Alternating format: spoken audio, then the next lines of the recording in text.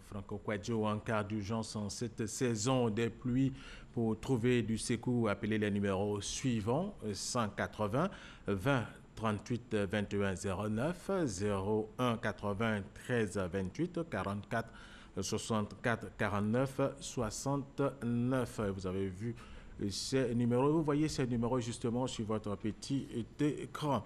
Le magazine de ce dimanche va s'intéresser à la saison des pluies, les dispositions à prendre pour éviter le pire. Notre invité chez l'inspecteur général de police Kili Fiacre Fanyidi, directeur général de l'ONPC et président de l'Assemblée générale de l'Organisation internationale de la protection civile.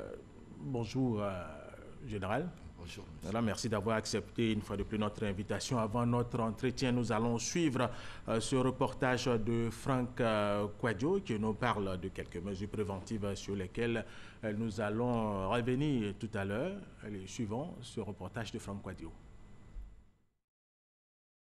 On ne pouvait pas sortir de la maison en fait, parce que les voies étaient inondées. En tout cas, il n'y a pas eu de perte humaine, mais il y a eu des dégâts. En tout cas, des personnes qui sont sorties et ramasser les effets pour venir chercher du secours. Il y avait les battants des fenêtres qui étaient ouvertes en ce temps-là.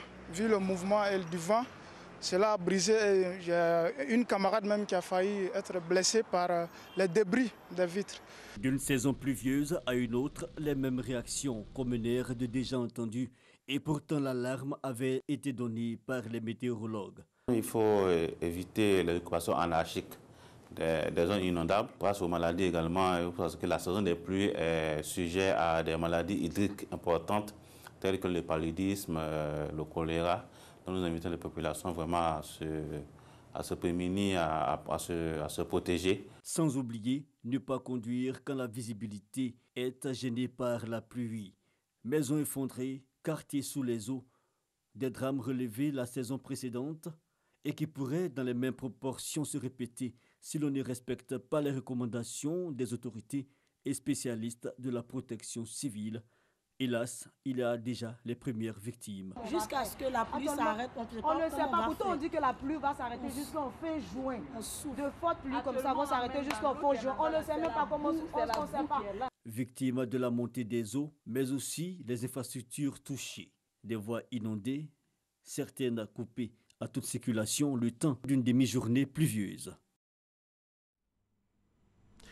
Alors, Général Kili Fiacre, merci une fois de plus d'avoir accepté notre invitation. Quelles sont les missions de l'Office national de la protection civile? Merci pour ce plateau. Je voudrais d'abord présenter notre compassion aux deux familles qui ont eu à perdre des enfants au cours de ces premières pluies. Et dire que l'Office national de la protection civile est un établissement public administratif dans sa forme actuelle, créé en 2000 et placé sous la tutelle technique du ministre de l'Intérieur et de la Sécurité. Cet office a pour mission principale de prévenir les risques civils, de mettre en œuvre la politique du gouvernement en matière de protection civile, de coordonner les secours en cas d'action humanitaire, de contribuer à la formation des acteurs de la protection civile. Donc on peut résumer en 3 mots: prévenir, secourir et former. Exactement. Très bien. Est-ce que vous avez les experts qu'il faut dans le cadre de la sensibilisation? Dans le cadre de la sensibilisation, la Côte d'Ivoire regorge d'un nombre important d'experts au niveau de l'Office national de la protection civile, au niveau du GSPM, au niveau des structures sanitaires, au niveau du ministère de l'Environnement. Tous sont des experts de protection civile. Alors, c'est vous qui coordonnez tout ça? L'Office national de la protection civile a un rôle de coordonnateur. Tout comme au niveau du gouvernement, le ministre de l'Intérieur a en charge la coordination en ce qui concerne la gestion des catastrophes, quelle que soit la nature. Et là, vous intervenez, vous coordonnez, vous arrivez à coordonner tout. Oui, nous arrivons à coordonner. Depuis le mois de mars, nous avons une cellule de coordination qui se réunit sous la tutelle de l'Office national de la protection civile. Très bien, nous allons revenir. Parlant de la sensibilisation, vous intervenez aussi dans le cadre des réfugiés quand il y a des conflits intercommunautaires. Il y en a, on en a parlé tout à l'heure, dans l'ouest de la Côte d'Ivoire. Vous intervenez aussi dans ce domaine. L'Office national de la protection civile intervient pour sensibiliser les différentes parties et apporter les secours que ces réfugiés sont en droit d'attente de l'État en rapport avec le ministère de la Famille, de la Protection de l'Enfant. Et pour le cas de l'Ouest, vous êtes intervenu? Nous sommes intervenus dans le cadre avec de ce qui s'est passé que vous à l'Ouest. coordonnez. Oui, nous sommes intervenus. Il y a eu 2 morts là-bas. Il y a eu 2 morts, nous a-t-on dit. Et le ministère de la Solidarité, nous préparons une autre mission dans cette partie de la Côte d'Ivoire. Nous étions avec le directeur de la Solidarité, nous en avons déjà parlé. Très bien. Alors, où est-ce que nous en sommes, où vous en êtes avec le plan Orsec, un plan qui a été mis sur pied depuis quelques années? Comment est-ce qu'il fonctionne? Le plan Orsec, c'est d'abord l'organisation des secours. Il est mis en œuvre lorsqu'une catastrophe survient. Il fonctionne avec tous les acteurs, aussi bien étatiques que non étatiques. Il est pour l'État l'instrument privilégié d'aide aux victimes des catastrophes. Orsec voulant dire organisation des secours.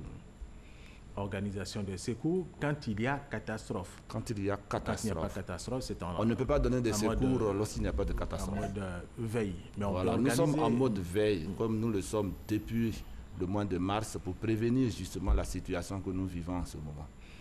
Merci, Général. Alors, est-ce qu'on peut parler du bilan de vos activités depuis que vous êtes à la tête de l'ONPC? Qu'est-ce qui a été fait quand il y a une catastrophe? Qu'est-ce que vous n'avez pas pu faire face aux situations difficiles depuis que vous êtes là? Je pourrais dire que notre action à la tête de l'Office national de la protection civile, avec tous nos collègues, qu'ils soient des fonctionnaires de l'Office ou des fonctionnaires d'autres structures de l'État, mais qui contribuent à l'action de protection civile, l'action est fortement appréciée et par le gouvernement et par les populations. Chaque fois qu'il y a une saison de pluie, nous sommes présents, mais nous n'attendons pas. Nous prévoyons, nous prenons des dispositions à partir du mois de mars de chaque année avec les collectivités territoriales. Des campagnes de sensibilisation sont menées. Des séances ont lieu aussi bien dans le district d'Abidjan que dans les localités de l'intérieur du pays. À ces séances, plusieurs structures sont associées. Nous avons le rôle de coordonnateur et nous pouvons dire qu'aujourd'hui, l'État a créé à l'intérieur du pays, dans les 30 centres, dans les 30 régions, des centres de secours d'urgence, où des pompiers civils, aux côtés des autorités préfectorales et communales, relaient le message de sensibilisation pour dire aux populations, attention, prenez telle disposition. Nous voulons encore saisir cette tribune pour demander à la population ivoirienne de se mettre à l'abri. Parce qu'aujourd'hui, nous allons privilégier notre campagne de sensibilisation. Il faut sensibiliser pour prévenir que des dommages ne surviennent. Justement, est-ce que cette sensibilisation est permanente? Je pourrais dire on n'attend pas 2-3 mois avant, quand la météo nous annonce qu'il y a des pluies. La sensibilisation est permanente. Nous n'attendons pas les saisons de pluie ou nous n'attendons pas la période de saison sèche pour démarrer des campagnes de sensibilisation. Nous avons des équipes qui sillonnent la Côte d'Ivoire. Au niveau du district d'Abidjan, nous travaillons en étroite collaboration avec les communes. Les directeurs techniques des mairies sont nos interlocuteurs. Et dans ces localités, nous organisons des séances. La presse ne nous suit pas toujours parce que c'est notre travail au quotidien. Oui, tout à fait. C'est notre travail au quotidien. Sinon, nous organisons régulièrement des séances de sensibilisation contre les fléaux. Le ministère de la Santé s'occupe aujourd'hui de faire des séances de sensibilisation contre la fièvre Lassa. Tout à fait. Donc, chaque structure mène des campagnes de sensibilisation pour protéger la population. C'est à cela que nous nous attelons au quotidien. Ce n'est pas toujours que vous avez besoin de la presse. Alors, est-ce que vous faites de la répression après la sensibilisation, surtout en période de catastrophe? L'Office national de la protection civile n'a pas vocation à faire de la répression. Et les structures sous tutelle? Les structures sous tutelle du ministère de l'Intérieur également. La répression en matière de protection civile relève des tribunaux. Je cite un exemple.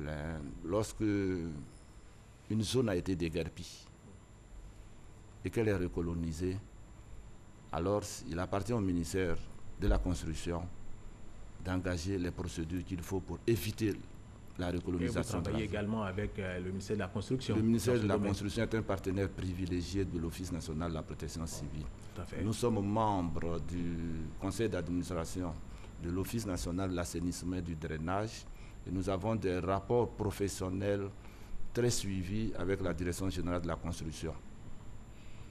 D'accord, mais vous avez le retour de leurs activités parce que nous vous avez avons parlé le retour de leurs activités, nous suivons, recolonisés.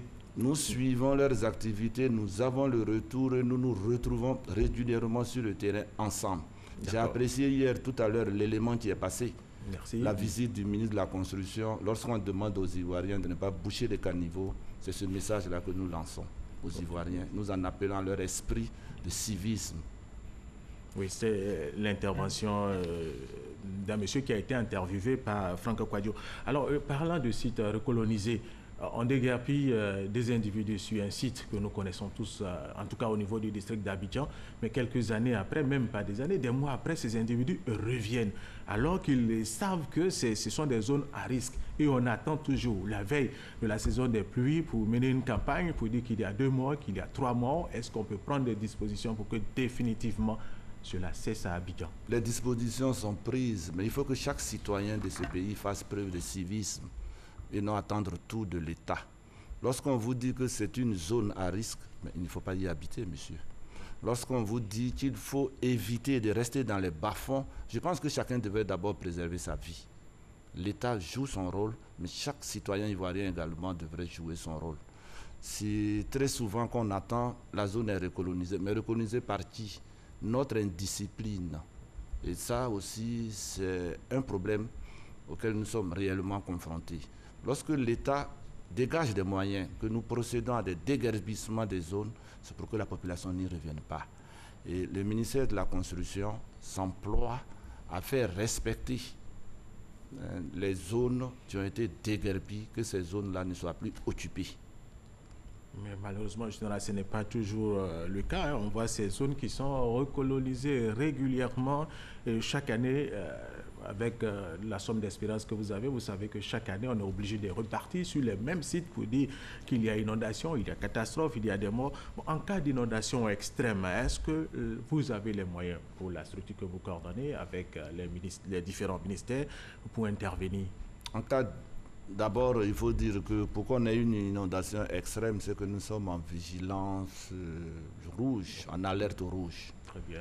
Pour l'instant, l'État de Côte d'Ivoire n'a pas connu beaucoup de cas de ce genre. Mais lorsque la situation se présente à nous, toutes les structures de l'État sont mises à contribution, de même que les partenaires privés. Les services de secours, les services de santé. Et dans le cadre de la présente campagne, le ministère de la Santé a procédé à un recensement de formations sanitaires devant accueillir les victimes. Toutes les structures sont impliquées, aussi bien le ministère des Transports, le ministère de la Construction, le ministère de l'Environnement. De grandes opérations sont menées ensemble. L'Office national de la protection civile assure la coordination. La semaine prochaine, nous avons encore des actions dans le district d'Abidjan. Nous avons commencé ces actions depuis mardi et qu'on ne dise pas toujours que nous attendons la saison des pluies. Parce que nous prenons les dispositions bien avant, mais la pluie est un phénomène naturel. Nous souhaitons tous, imaginez, rappelez-vous, le chef de l'État le 1er mai, quand on a parlé de pénurie d'eau à Bouaké, après avoir donné la réponse, disait « souhaitons qu'il pleuve ». La pluie est une bonne chose. Et nous, citoyens ivoiriens, nous avons intérêt à nous discipliner en évitant de boucher les trous, en évitant de jeter des déchets solides dans les caniveaux. Ça fait partie aussi de l'éducation civique. Justement, et c'est cette sensibilisation que vous menez quotidiennement et régulièrement. Vous avez également des sites en cas de catastrophe.